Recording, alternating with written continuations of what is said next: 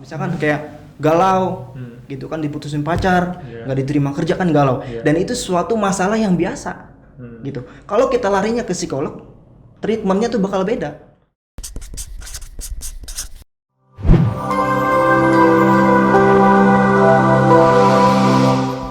Assalamualaikum warahmatullahi wabarakatuh. Selamat datang di podcast Tukar Bicara. Kali ini kita akan membicarakan hal-hal menarik bersama saya Taki dan teman saya Nukman dan teman saya juga Asani. Di kesempatan kali ini kita akan coba membicarakan sesuatu hal yang mungkin banyak anak muda atau remaja yang mengalami hal ini, yaitu masalah kesehatan mental. Ya sebenarnya sih kita semua bukan orang yang mengerti banget tentang itu, tapi kita akan coba berbicara dari perspektif kita dan latar belakang kita masing-masing. Nah, sebenarnya teman saya ini Asani ini dia kuliah di jurusan Bimbingan konseling Islam. Bimbingan konseling Islam, berarti ada kaitannya ya sedikit. Nah, teman saya Nukman ini sebenarnya dia nggak belajar psikolog sih ya, nggak belajar dia gitu. Tapi kita coba sebagai orang awam, dia paham nggak apa itu, atau mungkin jangan-jangan dia tahu juga tentang kesehatan mental itu. Nah, kita tanya dulu dari yang belajar tentang kesehatan mental ini. Sebenarnya apa sih yang dimaksud dengan kesehatan mental itu? Oke, Bismillah, Rabbi zidni ilma warzuqni fahma, Rabbi syrah li sadri wa yassir li amri wahlul 'uqdatam min lisani yafqahu qawli. Amma ba'd. Kita di sini akan berbicara tentang kesehatan mental. Tentang kesehatan mental. Sebenarnya kesehatan mental itu bukan penyakit. Ya. Kesehatan mental itu bukan penyakit, tapi melainkan kesehatan mental itu adalah gangguan. Jadi kalau misalkan kita ibaratkan, ini dengan bahasa sederhananya kita ibaratkan ada garis lurus. Kita ibaratkan ada garis lurus, yang di sebelah kiri itu yang negatif, yang sebelah kanan itu yang positif. Gitu. Kita posisikan kita di tengah-tengah dulu. Nah, kalau menurut WHO, kalau WHO itu organisasi kesehatan terbesar di dunia, gitu. Kalau menurut WHO, kesehatan mental itu mereka atau kita yang mengenali potensi kita sendiri, yang mengenali potensi mereka sendiri. Yang kedua, menurut mereka kesehatan mental itu mereka yang bisa mengatur atau mengendalikan stresnya. Yang ketiga, sehat mental itu mereka atau kita yang mampu bisa atau yang mampu tadi berkontribusi terhadap masyarakat atau lingkungan kita sendiri. Nah, itu menurut WHO terkait dengan kesehatan mental. Jadi kalau misalkan kita posisikan ada di tengah-tengah sebuah garis, kita diposisikan ada di tengah-tengah. Kalau kita lagi mengenali atau kita bisa mengendalikan emosi kita, bisa mengendalikan stres kita, kita ada di sebelah kanan tuh. Yang artinya kita sehat mental, gitu. Yang arti kita sehat mental. Tetapi ketika kita tidak mengenali potensi kita sendiri, kita tidak bisa mengembangkan potensi yang ada, kita tidak bisa berkontribusi yang baik terhadap masyarakat atau lingkungan sekitar, kita tidak bisa mengendalikan stres kita tuh ada di sebelah kiri. Kita ada di sebelah kiri. Artinya orang dikatakan sehat mentalnya atau tidak itu tergantung empat yang tadi saya sebutkan atau tiga yang tadi saya sebutkan. Jadi kalau misalkan mereka bisa mengendalikan stresnya, itu bisa dibilang mereka sehat mental gitu, bisa dibilang sehat mental. Tapi kalau misalkan dia tidak bisa mengendalikan stresnya, ya itu bisa dibilang gangguan mental itu kegangguan mental itu ada gitu. Terus kalau misalnya kita yang ada di tengah-tengah, bisa nggak ada nggak orang-orang khusus kayak gitu di tengah-tengah aja gitu? Kalau misalkan kita tengah-tengah, kalau tadi saya bilang ada posisikan di tengah-tengah, artinya tuh ya belum berarti belum ke kanan belum ke kiri, jadi nggak ada apa-apa gitu maksudnya. Ya biasa-biasa aja, mungkin mereka lagi mencari jati dirinya gitu. Berarti ini yang banyak juga dialami oleh mungkin remaja kali ya. Apalagi usia-usia pertumbuhan ini kan, remaja ini terutama anak muda banyak yang dalam arti kata labil. Benar, Labil, emosinya tidak stabil. Dan sebenarnya dilihat dari apa yang sudah disampaikan tadi, mengendalikan stresnya, terus bisa berkontribusi terhadap masyarakat dan yang lainnya. Sebenarnya kalau kita tidak bisa melakukan itu, berarti kita berada di posisi yang kiri tadi yang dibilang, gitu. Tapi jika kita bisa mengendalikan itu semua, berarti kita berangsur-angsur bisa ke arah yang kanan. Berarti secara apa yang sudah dikatakan WHO tadi, berarti berada dalam mental yang sehat. Nah, mungkin yang perlu kita tahu, terutama anak-anak muda yang saat ini mungkin masih belum mengetahui jati dirinya, yang masih belum bisa mengendalikan emosinya, apa sih penyebab kira-kira yang menjadikan orang itu memiliki gangguan mental seperti itu? Karena bukan tidak mungkin penyakit mental atau kesehatan mental ini kan sebenarnya cukup berbahaya ya, dengan efek yang juga beragam seperti itu. Dan gimana sih anak muda ini penyebabnya biar bisa dihindari oleh anak muda? Sebentar deh Bang, kalau masalah tadi gangguan tadi ya. Iya. Kalau contohnya gimana sih? Misalkan ada pemuda kena penyakit, bukan penyakit ya, kena gangguan mental tuh, contohnya kenapa gitu? Oke, contoh gampangnya kayak gini. Misalkan kita ngelamar kerja, tiba-tiba seminggu kemudian ada pengumuman bahwasannya nama kita ada, misalkan nama Nukman Abdul Muiz diterima sebagai ini nih. Senang nggak kita? Benar. Senang. Nah itu bisa dikatakan ketika mendapatkan sesuatu yang kita inginkan. Tadi kalau kita ingin kerja di sini, akhirnya nama kita muncul, berarti kita masuk. Mental kita sehat. Karena secara nggak langsung kita merasakan kebahagiaan. Beda ketika pengumuman, lu cari nama lu nih, nama nih. Waduh, nggak ada. Stres gitu. Sakit, akhirnya jadi gimana istilahnya tuh kayak, aduh gimana nih gua kerja di sini nih. Jadi aduh gua nggak bisa dapat gaji nih, nggak bisa gini segala macam. Nah itu bisa dibilang mereka yang orang-orang yang seperti itu berada di sebelah kiri karena gangguan mentalnya itu kena gitu. Jadi kalau misalkan tadi Bang Taki bertanya penyebab musababnya adanya gangguan mental itu, saya luruskan lagi. Kalau kesehatan mental itu sebenarnya kesehatan mental itu bukan penyakit, tapi gangguan. Gangguan, bukan penyakit. Jadi penyebabnya itu banyak. Jadi multifaktor. Ya. Jadi ketika tadi yang saya contohkan itu dia ada di misalkan penyebabnya ada di masalah sosialnya. Masalah sosialnya kenapa? Misalkan misalkan misalkan contoh mereka yang berpacaran. Mereka yang berpacaran ketika diputusin pacar galau. Nah, kan itu ada di masalah sosialnya. Contoh lagi misalkan ada di masalah biologis. Di biologinya misalkan ketika mereka kena gangguan mental, ada rasa sakit, misalkan pusing atau misalkan sakit apa gitu. Nah, itu kena biologinya. Kalau misalkan kalau sekarang gini kan jadi lagi musim-musim corona nih ya. Misalkan kita swab nih, terus keluar tuh surat hasilnya kan.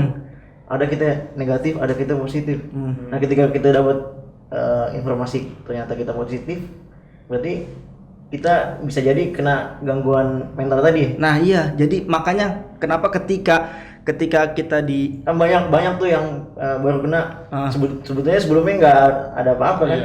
Terus ada positif informasinya, ayo jadi drop gitu kan. Nah, iya. Jadi nah kan kalau misalkan orang-orang kayak gitu, makanya itu dibilang kesehatan mental itu ketika orang kena gangguan mental tuh wajar banget. Karena ya namanya kita gitu manusia, kalau misalkan ada sesuatu yang buruk atau kayak tadi misalkan contohnya orang yang berpacaran diputus pacar galau, itu kan sangatnya wajar banget gitu loh. Nah, makanya ketika orang paham dengan hal ini, mereka akan mencari men-searching di misalkan di Google atau di beberapa buku, mereka cari tuh gimana nih maksudnya mengendalikan kesehatan mental kita dengan yang baik, yang benar gimana. Tapi yang sangat disayangkan ketika mereka mencari di Google, mereka mencari di misalkan jurnal, walaupun jurnal ada yang bagus, ada yang misalkan jurnal cuman abal-abalan, apalagi kalau misalkan remaja pengen yang cepat-cepat aja, jadi cuman instan aja, jadi cuma nyari di Google penyebab kesehatan mental kan banyak tuh muncul. Jadi oh kayak gini-gini, jadi kan banyak sesuatu berita ataupun info-info yang belum jelas. Nah makanya itu kenapa ketika kita merasakan gangguan mental itu ada di kita, kita harus berbicara ataupun kita harus konsultasi kepada yang ahlinya gitu. Bukan berarti kita boleh cari gitu, kita boleh nyari di Google, kita boleh nyari di jurnal, tapi alangkah baiknya kita berkonsultasi gitu loh.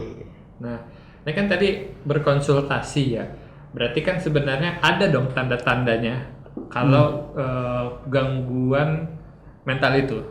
Nah, apa sih yang sebenarnya atau apa yang bisa kita rasakan jika kita merasa saya kayaknya ada indikasi gangguan mental gitu. Dan mungkin saya yakin juga gangguan mental ini kan pasti ada yang level rendah, sedang, sampai mungkin yang akut gitu kan. Nah, bagaimana kita bisa mengetahui kalau kita udah masih di level rendah, atau kita sudah di level sedang, atau bahkan sudah di level akut. Jadi biar kita pun atau mungkin orang-orang di sekitar kita yang mengalami gangguan mental ini bisa kita tolong dan bisa disembuhkan seperti itu. Oke, baik. Jadi sebelumnya saya akan menjelaskan. Jadi tingkatannya tuh kayak gini. Yang saya tahu, yang saya pelajari ya. Yang saya tahu, yang saya pelajari tingkatannya kayak gini. Yang pertama tingkatannya itu adalah konselor. Oke. Yang Itu kedua, paling tinggi apa? yang paling atas. Paling atas. Konselor. Iya, jadi puncaknya paling konselor. Atau kalau misalkan dibalik juga sebenarnya bisa. Tapi kita taruh paling atas dulu lah, konselor. Yang kedua psikolog. Yang ketiga psikiater. Yang ketiga psikiater. Nah, minimnya pengetahuan atau minimnya info terkait konselor yang ada di Indonesia ini sangat kurang. Gitu, sangat kurang. Mereka kebanyakan lebih paham ketika kita punya masalah, kita larinya ke psikolog. Nah, artinya gini, kalau misalkan masalah kita tadi Bang Taki bilang kalau masalah kita ada di yang sedang, ada yang awal-awal, misalkan kayak galau gitu kan, diputusin pacar, nggak diterima kerja kan galau, dan itu suatu masalah yang biasa gitu. Kalau kita larinya ke psikolog, treatmentnya tuh bakal beda gitu, treatmentnya bakal beda karena psikolog itu yang dipelajari sama mereka adalah yang saya tahu yang dipelajari sama mereka adalah tentang jiwa manusia. Berarti kalau jiwa manusia kan ada di dalam, ya bukan yang di luar. Tapi kalau misalkan konselor itu yang ada di luar, permasalahan yang ada di luar. Kayak misalkan tadi galau, diputusin pacar, galau gara-gara nggak terima pekerjaan, itu kan di luar kan. Jadi ketika punya masalah tersebut, cobalah lari dulu ke konselor, cerita gitu. Nah ketika nanti udah cerita sama konselor dan konselor memutuskan, oh ini orang udah kena di jiwa ini, udah apa namanya, kalau bilang udah sedikit gak waras atau misalkan gila gitu ya. Jadi kalau misalkan kayak gitu sampai kan ada juga misalkan nggak terima kerja atau diputusin pacar sampai gila gitu ada kan. Nah itu baru lari ke psikolog. Calok biasanya calok. Iya kali, nggak tahu kita. Calok banyak modal keluar, iya kan, nggak terus jadi. nggak jadi. Banyak yang Nah itu bisa jadi kayak gitu. Stres Kalau misalkan sampai gila, lari ke psikolog dia. Ntar di psikolog di treatment, dikasih ya orang-orang psikologi yang paham lah itu. Nah ketika nanti itu kan udah masuk ke level kedua tuh. Nanti ke level 3-nya kalau misalkan nanti di psikolog mereka butuh obat, misalkan udah nggak bisa dikasih omongan nih, butuh obat untuk menetralisir apa namanya itu gangguan dia. Nah baru larinya ke psikiater guna larinya ke psikiater untuk mengobati dia. Karena yang bisa mengeluarkan obat hanya psikiater. Konselor, psikolog nggak boleh ngeluarin obat. Kalau ke psikiater, kalau orang-orang psikiater baru mereka mengeluarin obat. Kayak misalkan butuh infus untuk menenangkan. Nah itu orang-orang psikiater. Nah itu kalau misalkan udah sampai butuh obat, berarti dia bisa dibilang udah akut, sudah tinggi gitu loh, sudah tinggi.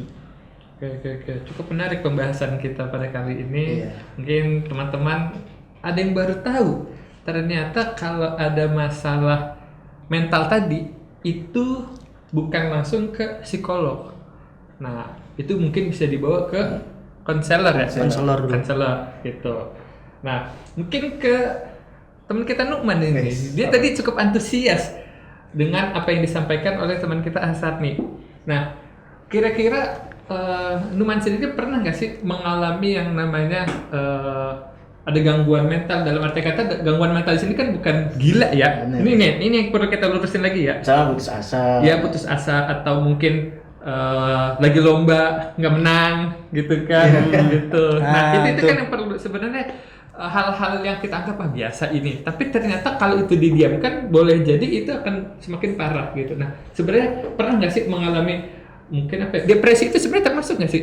Depresi termasuk Berarti ya. Nah Termasuk gangguan berarti. Nah berarti pernah nggak mengalami gitu sampai putus asa, nggak mau makan, nggak mau melakukan aktivitas gitu? Ya sebenarnya semua orang pasti ngerasain ya. Nggak mungkin ente nggak ngerasain kan. Pasti punya masalah-masalah yang emang kita ada di kondisi yang terpuruk gitu kan. Nah terus kalau kita balik lagi baca-baca hadis Nabi ya, itu kan udah jelas tuh. Ajaban diambil mukmin, inna amrahu kullahu khair. Nah, sangat luar biasa nih orang mukmin nih. In asobathu sobaro, fakana khairun lahu, ya kan? Nabi bilang gitu. Kalau dia ditimpa keburukan, kemudaratan, dia bersabar. Itu kan orang mukmin. Terus in asobathu saro, syakara fakana khairun lahu. Di situ Nabi Muhammad bilang juga, kalau orang mukmin tuh ketika dia dapat yang baik-baik, yang menyenangkan hatinya, dia bersyukur, ya kan? Berarti agama Islam udah mantep banget ngajarin ya, untuk kita bisa tetap terus menjadi orang-orang yang positif, nggak depresi ketika ada masalah-masalah. Terus misalkan kalau tadi misalnya disinggung lomba atau kita ngelakuin sesuatu nggak berhasil, nah itu kan wajar. Namun kan Allah Subhanahu Wa Taala ya, lagi-lagi kita coba bahas dari sisi agama lah, atau kita bahas kulit-kulit dari Al-Quran. Nah kita bakalan nemu tuh di Al-Quran, alladzina amanu wa tatma'innu qulubuhum bi dzikrillah, ala bi dzikrillah tatma'innul qulub, ya kan? Orang-orang yang beriman dan hatinya tenang, ala bi dzikrillah tatma'innul qulub. Nah dengan berzikir kepada Allah, kita bisa tenang hati kita. Nah misalkan kita depresi, coba kita balik lagi ke sholat. Nanti kita lupa kan, depresi malah tambah depresi lagi kalau kita pikir-pikir. Banyak yang bukannya sholat malah mabok, ya kan? Tempat dugem gitu, duduk jedang-jedang. Dia bilang, nenangin hati dulu dah, minum dulu dah. Iya kan. Padahal agama Islam udah ngajarin, balik lagi ke sholat, ibadah kita mana? Baca Quran lagi, tilawah lagi. Nah gitu kan. Nah mungkin kita sebagai pemuda muslim nih kadang lupa. Sebenarnya tempat kembali kita ke situ. Kalau kita depresi, kalau kita frustasi, wala taqnatu min rahmatillah. Ya ayyuhalladzina amanu wala taqnatu min rahmatillah, ya kan. Jangan putus asa, ya kan. Nah gitulah kira-kira Bang Taki bahasanya. Jadi ini sebenarnya fenomena yang banyak terjadi di lingkungan kita ya. Terutama sebenarnya seperti yang tadi sudah disinggung oleh teman kita Nukman, bahwa kalau memang kita ada apa-apa, kembalikan lagi semua kepada Allah gitu. Kita melihat fenomena yang mungkin banyak terjadi di negara-negara maju. Mungkin mereka secara dunia, mereka tuh sangat tinggi, mulai dari teknologi dan hal-hal lainnya gitu. Tapi dari segi kejiwaan, dari segi mental, mereka ini sebenarnya kosong. Makanya tidak heran mungkin kita banyak menemukan orang-orang yang hidup di negara maju itu kasus bunuh diri gitu. Karena apa? Karena saat depresi mereka tidak bisa berlari kepada atau mendatangi hal-hal yang dapat membuat mereka tenang, atau mereka mendatangi hal-hal yang semu sebenarnya. Nah, itu mungkin yang sebenarnya balik lagi ya. Berarti antara kesehatan mental dengan apa yang sudah disabdakan Nabi Muhammad itu memang sebenarnya sesuai, dan treatmentnya berarti memang balik lagi kalau memang kita ditimpa musibah, ditimpa kesulitan, ataupun apa yang menjadi keinginan kita itu tidak terwujud, kita balik lagi semua. Ini mungkin sudah ditakdirkan oleh Allah. Mungkin ini yang terbaik bagi kita dari Allah, seperti itu. Karena itu akan menyebabkan hati kita menjadi tenang, seperti itu ya. Nah, mungkin terakhir ya, yang ingin saya tanyakan, apa yang bisa kita lakukan terhadap mungkin keluarga kita yang terindikasi mengalami gangguan mental itu? Karena kita juga tidak ingin keluarga kita berlarut-larut dalam keadaan seperti itu, karena mungkin saat kita lengah mereka akan melakukan hal-hal yang justru membahayakan diri mereka sendiri seperti itu. Kira-kira bagaimana sih hal-hal yang kita bisa lakukan, terutama hal-hal paling mudah lah mungkin di dalam Yang lingkungan, mendasar lah. yang mendasar seperti itu. Oke. Kalau misalkan untuk menanggulangi sesuatu yang tidak diinginkan nantinya gitu kan. Sebenarnya sudah dijelaskan tadi sama si Bang Nukman. Iya. Gitu. Kalau misalkan kita punya rasa kayak misalkan galau, ya memang seharusnya larinya curhatnya sama yang di atas gitu. Tapi kita yang namanya makhluk sosial, namanya makhluk sosial, kita juga boleh dong bercerita ataupun menyampaikan keluh kesah kita ke teman atau misalkan tadi ke konselor tadi untuk konsultasi gitu. Tapi sebelumnya alangkah baiknya tadi benar larinya dulu ke Allah dulu. Gitu. Jadi aneh boleh potong dikit ya. Jadi aneh dulu dapat nasihat gitu kan. Kalau kita punya masalah, ya kita tadi balik dulu kan kalau kita benerin sholat kita, banyak baca Al-Quran lagi. Nah terus kalau kita punya masalah kan kita megang masalah itu kan sendiri. Terus ada dapat nasihat, ente kalau punya masalah bagi-bagi ke yang lain, cerita Bang Taki, cerita ke Bang Hasani, cerita ke orang tua ente. Nah masalah ente berkurang tuh, sedikit ke dia, akhirnya bisa mencari solusi bersama-sama. Kayak gitu. Jadi kalau misalkan kita cari cara mendasarnya, ya kalau misalkan apalagi di lingkungan keluarga kita ya, dan lingkungan keluarga kita kalau misalkan ada, oh nih adik gue nih kayak galau nih, misalkan nilai ujiannya kita lihat, waduh 50, jelek gitu kan, kalau misalkan dia takut dimarahin, takutnya misalkan, ntar kalau misalkan kita dengar dia ngomong, aduh ntar gue dimarahin sama emak gue dimarahin sama babe gue nih kalau misalnya dapat 50 gini, nggak dapat uang jajan segini nih, kan gitu ya. Jadi kalau misalkan kita dengar kayak gitu, ya udah maksudnya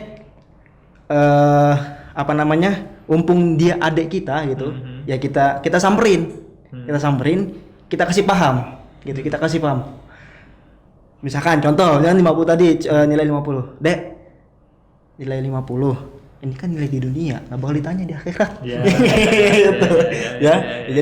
Jadi maksudnya gini, maksudnya adalah berarti nyenengin dulu ya. Iya, maksudnya kita ajak ngobrol gitu. Kita ajak ngobrol, maksudnya biar dia tuh lebih paham kalau misalkan nilai 50 tuh nggak masalah. Ya, maksudnya 50 nggak masalah, diputusin pacar juga nggak masalah. Gitu kan, daripada diputusin kasih sayang sama Allah. Gimana itu? Jangan dah, nauzubillah ya. Ya, jangan, maksudnya ya kita aja ngobrol baik-baik. Nah, itu lebih simple atau lebih gampangnya itu yaitu diajak ngobrol. Yang tadi yang saya bilang, karena kita tuh makhluk sosial. Kita butuh orang-orang yang support gitu. Kita butuh orang-orang yang menyupport kita ataupun kita support ke orang lain. Nah, itu butuh banget kayak gitu-gitu. Berarti solusi mendasar yang bisa kita lakukan terhadap mungkin keluarga kita yang kita rasa ada indikasi gangguan mental, yaitu mungkin kita coba datangi, hibur, terus kita coba mungkin jadi pendengar yang baik ya. Betul banget. Karena susah mungkin bagi orang-orang yang sedang dalam keadaan depresi, dalam keadaan jatuh atau mental terganggu untuk terbuka terhadap apa yang menjadi beban dia gitu. Maka solusinya kita berusaha menjadi pendengar yang baik agar dia mau menceritakan, karena berbagi cerita itu akan sedikit demi sedikit akan mengurangi beban ya yang dia pikul gitu. Cuman gini Bang Taki, yang sangat disayangkan tuh ketika kita hidup di negara Indonesia. Kalau misalkan yang saya lihat, yang saya pelajari, ketika mereka yang punya gangguan mental datang, kalau misalkan kita familiar dengan psikolog, si A datang ke psikolog. Setelah datang ke psikolog, keluar si B ngomong, lu habis datang ke psikolog ya, lu punya gangguan mental ya, lu mental lu kenapa nih? Malah diejek-ejekin, dan itu yang membuat kita tuh takut untuk ke sana.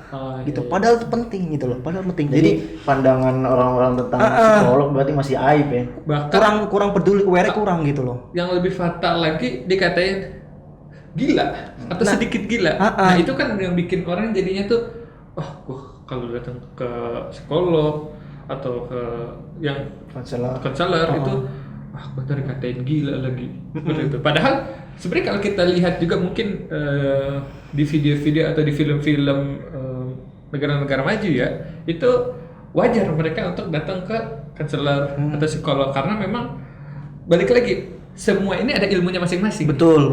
Gitu. Jadi nggak mungkin kalau kita punya gangguan mental kita tanyanya ke kuli bangunan. Betul, Pak. Tidak mungkin. Gitu. Kuli bangunan bisa apa? Nah, kalaupun kita butuh rumah, kita mau bangun rumah, kita juga nggak datang ke konselor.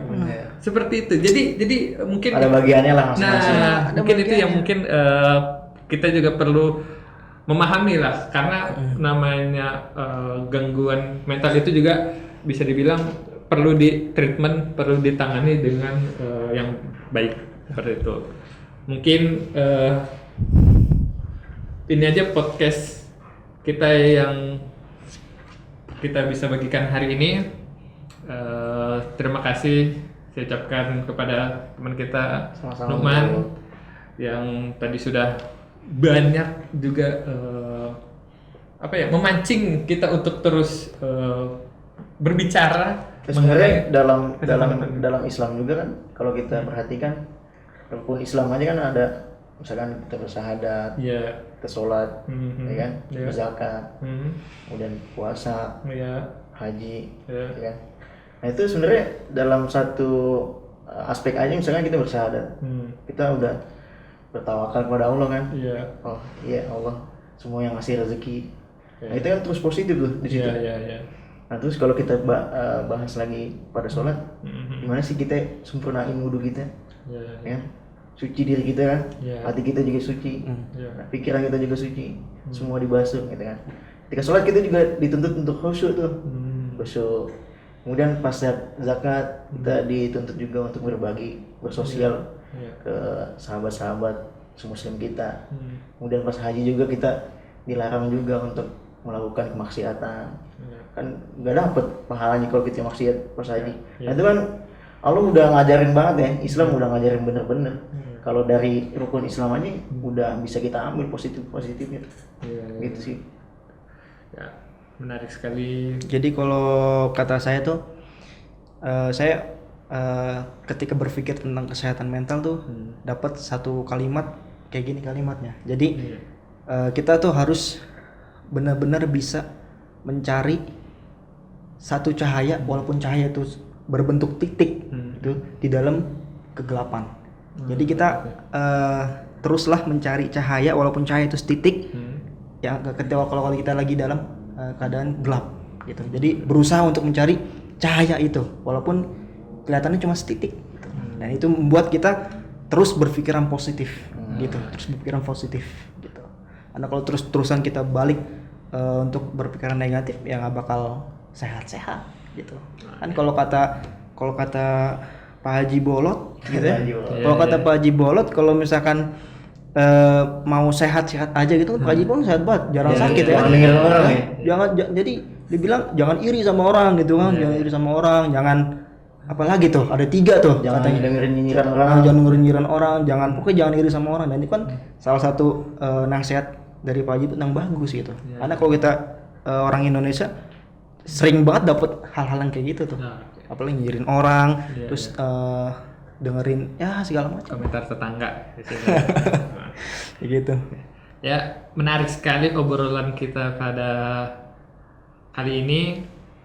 Semoga apa yang telah kita semua bicarakan ini dapat diambil manfaatnya. Amin. Dan jika memang ada hal-hal yang tidak baik, mungkin bisa dibuang saja, tidak perlu diambil, seperti itu. Boleh dikoreksi ya di kolom komentar. Iya, di kolom komentar. Kalau mungkin ada teman-teman yang tahu terkait apa itu kesehatan mental dan segalanya, jangan lupa untuk tulis di kolom komentar, karena kini kita juga saling Kita masih belajar. Belajar lah, berbagi informasi, dan semoga apa yang disampaikan dapat menjadi amal soleh buat kita semua. Terima kasih saya ucapkan untuk Sama-sama Bang Tegi. teman kita Numan dan kepada teman kita Asani. Sama-sama. Dan buat teman-teman yang belum untuk subscribe channel Alikma Project, tekan tombolnya sekarang dan nyalakan loncengnya karena akan ada pembahasan-pembahasan menarik lainnya di episode selanjutnya di podcast Tukar Bicara ini. Saya Taki, terima kasih. Wassalamualaikum warahmatullahi wabarakatuh.